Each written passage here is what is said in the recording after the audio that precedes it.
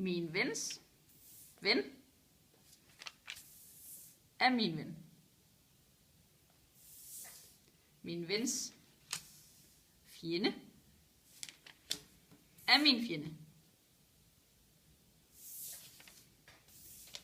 Min fjendes ven er min fjende. Min fjendes fjende er min ven. Min vens ven er også min ven. Det er en rigtig god måde at huske, hvordan det er, når man siger minus gange minus.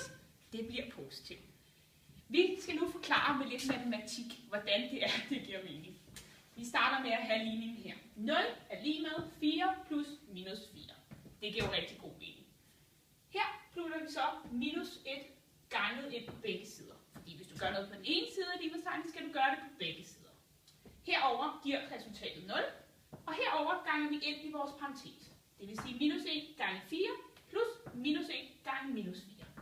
Vi ved, at minus 1 gange 4, det giver minus 4. Så nu står der 0 er lige med minus 4 plus. Og hvad giver minus gange minus så?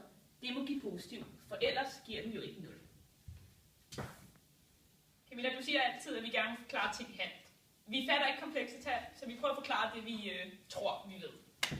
Det er noget med, normalt hvis du har x i enden, så betyder det x gange x. Hvis du tager kvadratheden af x i enden, så giver det x. Det ved vi, det giver god mening. Hvis vi så har a i enden, og det giver minus 1, så har vi et problem, fordi at vi har ikke noget tal gange sig selv, der giver minus 1. Hvis hvis du tager 1 i anden, så giver det 1, og hvis du tager minus 1 i anden, så giver det også 1. Derfor har vi brug for komplekse tal til at bygge et tal sammen af to tal, tror vi. Et komplekst tal, som der står her, består af to dele. Det består af realdelen og den imaginære del. Yes. Det kunne for eksempel være, at realdelen er 2, og så plusser man det, måske med den imaginære del, som er 3 i.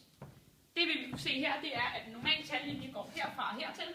Så hvis det bare var et helt normalt reelt tal, så ville vi sætte 2 her. Det er det jo ikke nu. Nu har vi en imaginær del, som der er 3. Så derfor sætter vi det herop. Det vil sige, at vores tal ikke ligger på tallinjen, men måske har en retning, måske ligger over. Vi ved det ikke. Vi håber, der er nogle andre, der kan forklare det. Vi fatter ikke en meter. Så har vi altså valgt at lave et system, hvor man skal aflevere lidt mindre, end man gjorde før. Det er det, vi har valgt, og det fører selvfølgelig til, at dem, der tjener mere og afleverer meget, og nu afleverer lidt mindre, ja, de afleverer så mere mindre, end dem, der tjener lidt mindre og afleverer mindre, men altså så afleverer mindre.